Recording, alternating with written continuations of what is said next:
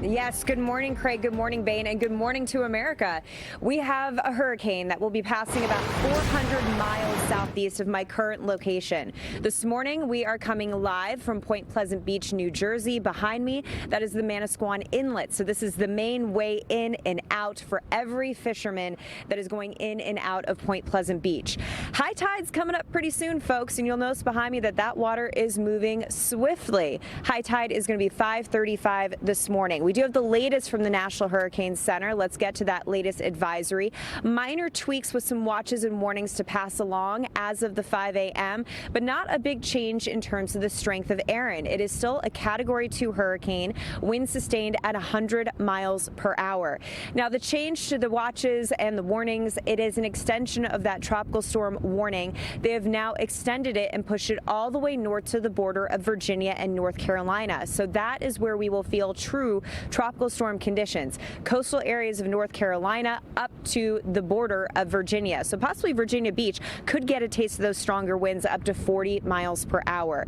Now here in Point Pleasant Beach, the big impact will be the waves and also the eventual beach erosion, which is a huge thing for the Jersey Shore. We got 2 more weeks of summer, so normally this time of year, we have a lot of families that are trying to come down to Point Pleasant Beach to try and squeeze in that last beach time. Let's go ahead and take a look at the current winds that we are tracking across the Carolinas. As we go throughout the day, those are going to be increasing again. The highest potential for tropical storm winds that we will feel on shore will be coastal areas of North Carolina, specifically the Outer Banks, moving up to the border of Virginia.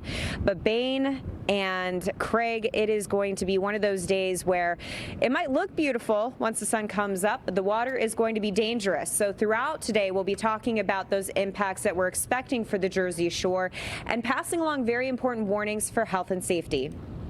Yeah, big concern out there up and down the entire eastern seaboard. Britta, of course, we'll check in with you throughout the morning in just a bit from Point Pleasant Beach in New Jersey. Thank you so much, my friend.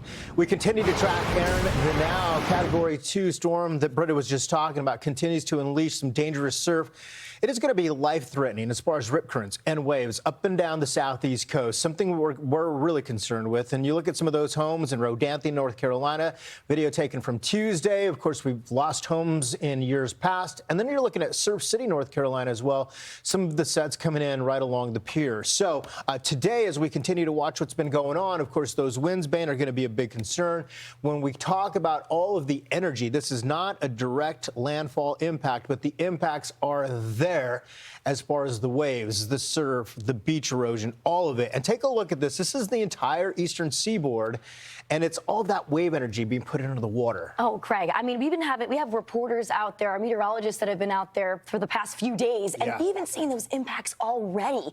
But, you know, one of the things that I think is really important to point out, too, is, I mean, even though the storm is going to be offshore, not making landfall, the weather for most areas kind of nice. So I think a lot of folks aren't thinking, oh, it's not a beach day. It's going to be nice outside. It's going to be sunny, but you don't want to be in that water. On top of this, those winds are going to be so strong, Craig. Oh, man, you're not kidding. Here's the center of the storm, again, away from land, but that rotation around that energy and those winds and the drag on the water is going to cause some issues. Water inundation, especially closer to high tide. We also have rip currents is going to be a major concern. This is going to be through the day tomorrow, and I think we probably take this for sure Thursday into Friday, Bayne. It includes all of Long Island, down the Jersey Shore, down through the southeast. Rip currents are dangerous, and we've seen a lot of accidents this summer, and this situation is even more dangerous than what we have been dealing with this summer so far. Absolutely. And, you know, with rip currents, too, even if you're a strong swimmer, you can easily get wrapped up into those. So really take these warnings seriously. Do not be in the water. You don't want to be out there. I know the swells and the waves are exciting, but you really don't want to be out there. I mean, looking at our current wave heights, pretty intense. I mean, what, 6 feet? 6, yeah. Wow. That's over near Atlantic City right now. And we're just going to continue to see those waves really picking up as Erin continues to make that trek up towards the north. So also those flood alerts are going to be important, too. Oh, gosh. And I'll tell you what, this is not only for the immediate coast. A lot of the inlets, a lot of the bays, a lot of those rivers up away from the ocean itself will be affected by this because of all of the drag and all of that's spreading up into those bays and inlets. So it's not like you get relief anywhere else. Wave height for the rest of the week real quick here, Bayne. You can see these Waves pretty big all the way yeah. through Friday and even into Saturday. As this finally starts to lift out of here, really not till late Sunday and Monday do we start to see a little bit of improvement, but still some big waves. Oh, yeah, definitely something we're going to continue to watch, and you want to be well aware.